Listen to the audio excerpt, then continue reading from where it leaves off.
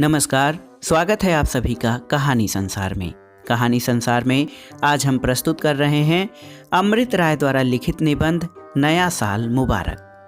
आपकी जानकारी के लिए बता दें कि अमृत राय कथा सम्राट मुंशी प्रेमचंद के छोटे बेटे थे और इनका विवाह सुभद्रा कुमारी चौहान की बेटी सुधा चौहान से हुआ था।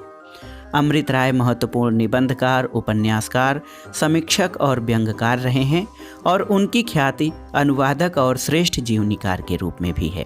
तो आइए शुरू करते हैं। नया साल मुबारक। वाचन स्वर अनुराग चौधरी का है। कहने की जरूरत नहीं है, नया साल मुबारक, पुराने का मुंह काला, यही दुनिया का कायदा है और कैसे न हो। जरा मिलकर देखो दोनों को, यह देखो नया साल गुलाबी गुलाबी और वह रहा तुम्हारा पुराना साल चीकट मटमैला।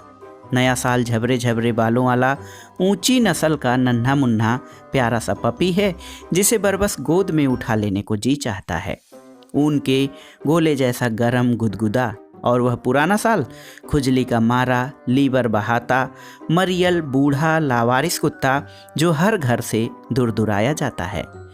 नया साल हरी भरी दूब की बीथी है जिस पर अगल बगल रंग बिरंगे सुगंधित फूलों की लताओं ने मंडप सतान रखा है। और पुराना साल कीचड़ और काई से ढका हुआ वह ऊबड़ खाबड़ कंकरीला रास्ता जिसे अब पीछे मुड़कर ताकते डर लगता है। नया साल एक अनजाने सुख की सिहरन है, पुराना साल भोगे हुए कष्टों की एक कड़ी। कितना बुरा था पुराना साल, ढंग का खाना न ढंग का कपड़ा, कीमतें आसमान से बात करती हुई, रहने को मकान नहीं, 10-10 कुनबे बेशर्मी की चादर ओढ़कर एक जरा सी कोठरी में जिंदगी के दिन गुजार रहे हैं। क्या था पुराने साल में जिसे चाव से कोई याद करे। अच्छा हुआ, बहुत अच्छा हुआ, उसकी अर्थी निकल गई। कोई उसके लिए दो आंसू गिराने वाला नहीं है। आज नए साल की शाम है, अब तो हम नए साल की पौ फटते देखेंगे। बड़े हुलास से आगे बढ़कर उसका स्वागत करेंगे और किसी बहुत मनभाते मेहमान की तरह आंखों में आंखें डालकर प्यार से हाथ पकड़कर उसे कमरे के भीतर लाएंगे जहां इतने सारे लोग उसकी अगवानी में आंखें बिछाए बैठे हैं। और आंखें ही नहीं, दस्तरखान भी, जिस पर साथ बैठकर पीने के लिए एक से एक नायाब शराबें चुनी हुई हैं और एक से एक सुस्वादु मेवों से भरपूर केक और पेस्ट्रियाँ। कमरा रंग बिरंगे कागज की बंधनवारों और नए साल की हमारी रंग बिरंगी आकांक्षाओं और संकल्पों के जैसे रंग बिरंगे गुब्बारों से सजाया गया है। रेडियो पर बहुत अच्छा पाश्चात्य संगीत आ रहा है। हम गलवहियाँ डालेंगे, नाचेंगे, गाएंगे, धूम मचाएंगे, कुछ होश में और बहुत कुछ मदहोश अलमस्त। नए साल का जन्म हो रहा है। नया साल वह फीनिक्स पक्षी है जो हर साल पुराने की खाक पर नया जन्म लेता है। उसके माँ बाप की फैमिली प्लानिंग इतनी पक्की है कि हमें ठीक ठीक पता रहता है कि कब, किस रोज और किस घड़ी में उसका जन्म होगा। जब ही तो दुनिया भर के करोड़ों लोग उत्सव के सब साज सामान से लैस उसको हाथों हाथ लेने के लिए बैठते हैं। सोना गुनाह है उस वक्त। सोते में जो कभी नया साल आ गया तो समझो तुम्हारी तकदीर भी सो गई पूरे 1 साल के लिए। किस तरह फिर इस दलिद्दर से छुटकारा नहीं, इसीलिए तो कोई सोता नहीं।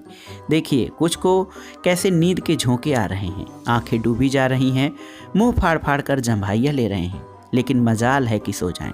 सिगरेट और काफ़ी से, विस्की की चुस्की से, ब्रिज और रमी से, इसके उसके स्कैंडल की मनमोहक चर्चा से और घिसे पीटे चुटकुलों पर चौगुने जोर से हंस हंस कर नींद को भगाया जा रहा है।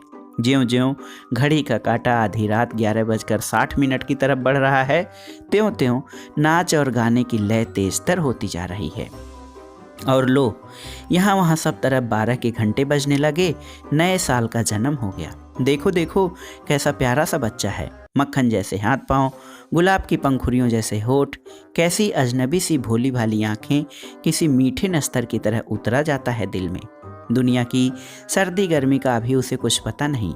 अभी तो उसकी आंखों में वही हरम का बाग झूल रहा है, नंदन कानन, जहां आम की बौर से लदी हुई बेसुध अमराइयों में बरहोमास कोयल बोलती है, देखने वाले की आंखें जुड़ाती हैं। पर मैं अपनी उल्टी तबीयत को क्या करूं? मैं तो उस गरीब भिखमंगे की बात सोच रहा हूं जिसे हमने अभी अभी बगैर कफन के दफनाया है, जो अभी अभी बुझे हुए कोयले की तरह, चूसी हुई गंडेरी की तरह दूर उस कोने में फेंक दिया गया है। उस तह पर तह राख की ढेरी जिसका नाम समय है।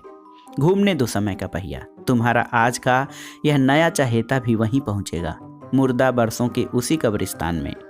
सोचो तो कितने कृतज्ञ हैं हम, एक दिन जिसको सिर माथे पर लिए फिरे, काम निकल जाने पर उसी को गर्दनिया कर बाहर कर दिया। मिल तो गया जो कुछ मिलना था, अब काहे की ठकुर सुहाती। ठकुर सुहाती हमेशा उगते सूरज की होती है, ढलता सूरज तो ढलता सूरज है। रूप रसगंध का कितना कुछ दिया उसने, उसी सेतु पर होकर तुम यहाँ तक आए। अपने को तिरोहित करके उसने इस नए वर्ष को तुम्हारे लिए संभव बनाया, पकाया। तुम्हें प्रौढ़ता 2-1 वर्ष के जीवन अनुभव से उसकी इतनी अवमानना क्यों इस अंत समय? कल जो मेहमान आ रहा है उसके स्वागत सत्कार के लिए क्या यह जरूरी है कि घर के बड़े बूढ़ों को धकिया कर कहीं से सबसे अलग एक भूसे की कोठरी में बंद कर दिया जाए? एक अजनबी के वास्ते भले ही वह जरी और कमखाक पहनकर आया हो, एक पुराने दोस्त की तरफ से ये बेरुखी सिर्फ इसलिए कि उसके कपड़े मैले हैं, यह कहाँ का इंसाफ है या कहाँ की समझदारी है? अभी तो सामान भी नहीं खुला तुम्हारे इस नए दोस्त का, क्या पता उसके अंदर क्या है। तब फिर काहे को उसे इतना सिर चढ़ाते हो? जो कहीं धोखा दिया उसने, तब थोड़ा संकित रहना ही अच्छा है ऐसे अजनबी से। बहुत जरूरी है यह हाथ भर की दूरी। हमारे घर आए हो, अच्छी बात है, हम तुम्हारे साथ भलमनसी से पेश आएंगे, अपने बराबर में कुर्सी पर बिठाएंगे, नाम गाम पूछेंगे कौन ठाकुर हो, किधर गांव में तुम्हारे घर हैं, ओले पाले सूखे बूढ़े की बातें करेंगे, तस्तरी में रखकर 5 सुपारी भी पेश करेंगे, मगर बस 5 सुपारी, दिल नहीं अपना। इतना संयम जरूरी है, समझदारी इसी में है। होगी जहाँ होगी, आदमी में तो नहीं है, वहीं पर तो असल पेंच है। किसी घोंघा बसंत ने कहीं पर लिखा है कि आदमी सबसे समझदार जानवर है। बिल्कुल गलत बात है। पढ़ा लिखा होगा, ज्ञानी होगा, समझदार नहीं है। दूसरे तमाम जानवर यानी कि कीड़े मकोड़े तक उससे ज़्यादा समझदार होते हैं। कभी अपने किसी शिकारी दोस्त से पूछिएगा शेर कब और क्यों आदमखोर हो जाता है? इसलिए कि आदमी सबसे आसान चारा है, इसलिए कि अपनी उस घायल या टूटी हुई हालत में वह किसी दूसरे जानवर का शिकार नहीं कर सकता। सब आदमी से ज़्यादा चौकन्ने होते हैं और खटका पाते ही भाग निकलते हैं। असल नाम समझ भुग्गा गावदुम आदमी है। छोड़िए जंगल की दुनिया को, अपनी रोज की दुनिया में आइए। कुत्ता, बिल्ली, बंदर, चील, कौवा, गिलहरी, साही, गौरैया, खटमल, मक्खी, मच्छर आप मार सकते हैं, इनमें से एक को भी।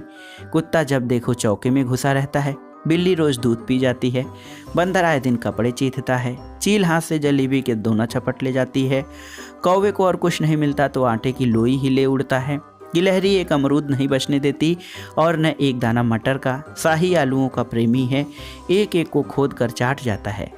गौरैया नन्ही सी जान, मगर वह भी ऐसा उधम जोते रहती है कि अनाज को धूप दिखाना मुहाल है। क्या क्या उपाय न किए होंगे इनको पकड़ने के, मगर सब बेकार। बंदरों से और कोई उपाय न चला, उन तक पहुंच सके ऐसा जादुई डंडा अब तक तो इजाद नहीं हुआ। तो सोचा पत्थर मारो, सो बंदरों का तो बाल विवाह का न हुआ, घर के बस शीशे फूट गए। इधर कुछ महीनों से एक काना कुत्ता बहुत लहटा हुआ है, सब करके हार गए, मगर वह अपनी आदत नहीं छोड़ता। एक दिन मैंने अपने को बहुत लज्जित किया, ललकारा और एक मोटा सा चैला लेकर घात में बैठ गया। आज इसी से बच्चों की टंगड़ी न तोड़ो तो मेरा नाम नहीं। कनवा आया और अपने समय से ही आया और ऐसा तक कर चैला फेंका कि आज दिन से हमारा बुढ़ा जमादार लल्लू अपनी टंगड़ी लिए घर बैठा है और हम अपने हाथों गुसलखाना भी पोंछ रहे हैं।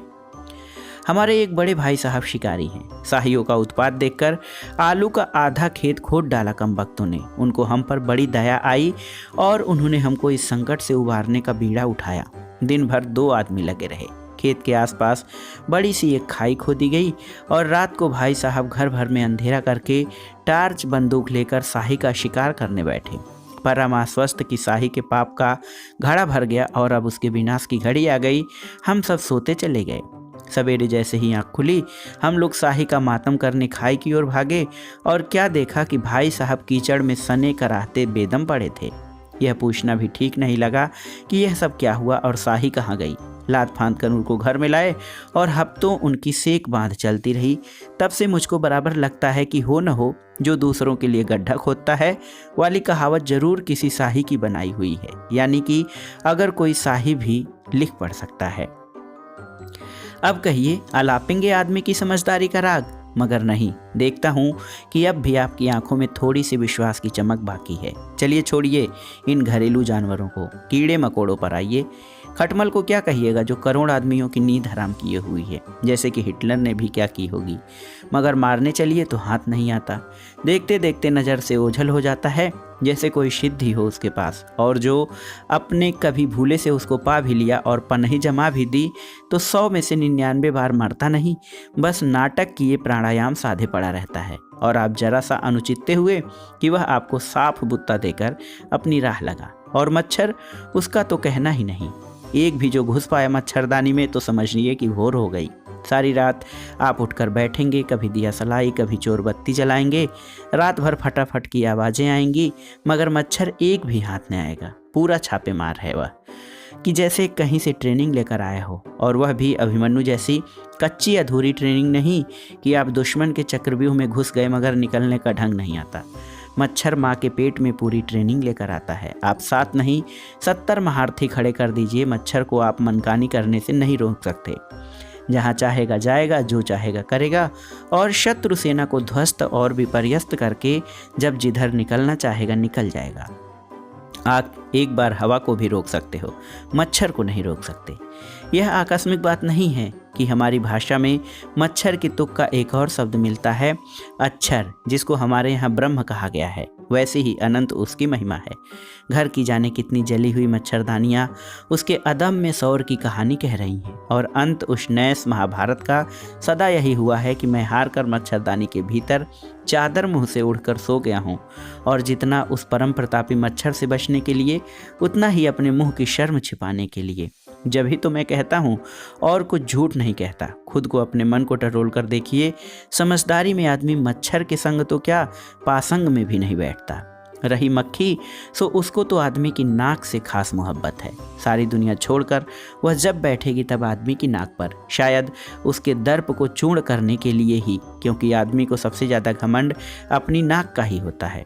कोई बात मन के खिलाफ हुई नहीं कि उसकी नाक सबसे पहले कटती है। लिहाजा मक्खी जब बैठेगी तब ताक कर वहीं उसकी उसी नाक पर। अपने हाथ मारा, उड़ गई, आप कुछ करने लगे तो फिर आ बैठी। आपने फिर हाथ मारा, फिर उड़ गई, आप फिर कुछ करने लगे, वह फिर आ बैठी। यही मक्खी का ढंग है, जैसा कि एक सच्चे ग्रही का होना चाहिए। हिंसा का लेश मात्र नहीं उसमें, न काटे न डंक मारे, बस आकर बैठ जाती है। इस पर अगर किसी को आपत्ति हो तो यह उसका अन्याय है। अच्छी धांधली है, 2 घड़ी किसी को बैठने भी न देंगे। क्या लेती हूँ किसी का, चुपचाप बैठे ही तो रहती हूँ।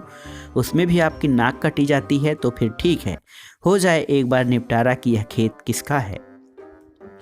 और बिगुल बज गया, लड़ाई शुरू हो गई। अब आप हैं कि हाथ चलाए जा रहे हैं, पैर पटके जा रहे हैं, सर झटके जा रहे हैं, मगर मक्खी है कि आपको दम नहीं लेने देती। फिर आप पंचक्की की तरह दोनों हाथ फटकारने लगते हैं और मक्खी बदस्तूर अपना काम किए जाती है। यहाँ तक कि अब आपके दिमाग की नसें फटने लगी हैं। आप पागल हुए जा रहे हैं। आपको लग रहा है कि इस जीने से तो मर जाना अच्छा है, और आप छुरी उठा लेते हैं कि उस नाक का ही सफाया कर दें, मगर फिर कुछ सोचकर आप रुक जाते हैं और भाग निकलते हैं, और मक्खी इतने पर भी आपका पीछा नहीं छोड़ती। आखिरकार मैदान उसी के हाथ रहता है। मानव जाति के सारे इतिहास में आज तक आदमी मक्खी संग्राम में कभी आदमी की जीत नहीं हुई। जो लोग निठल्लेबाजी को मक्खी मारना कहते हैं, उन्होंने शायद कभी मक्खी मारी नहीं, वरना ऐसी निठल्लेबाजी की बात न करते। मक्खी मारने से बढ़कर पौरुष या पराक्रम दूसरा कोई नहीं है। 100 बात की एक बात, आदमी से बढ़कर लाचार और नासमझ जानवर सारी सृष्टि में दूसरा नहीं। और यह भी उसकी नासमझी का ही एक प्रमाण है कि वह अपने एक पुराने दोस्त को धता बताकर एक अज्ञात कुलशील अजनबी के गले में इस तरह बाह डालकर पागलों जैसा नाचता फिरता है। साल बीतते न बीतते उसे अपने भूल का पता चलने लगता है, लेकिन तब तक एक और नया साल उधर चौखट पर खड़ा होता है। मैंने अक्सर लोगों को कहते सुना है कि आदमी वर्तमान में जीता है। काश कि ऐसा होता, मगर कहाँ। सच तो यह है कि आदमी कभी वर्तमान में नहीं जीता। जो कुछ जीता मरता सब भविष्य में, इसीलिए तो सब उसे वर्तमान संवत्सर की विदाई का सहृदय आयोजन करना चाहिए।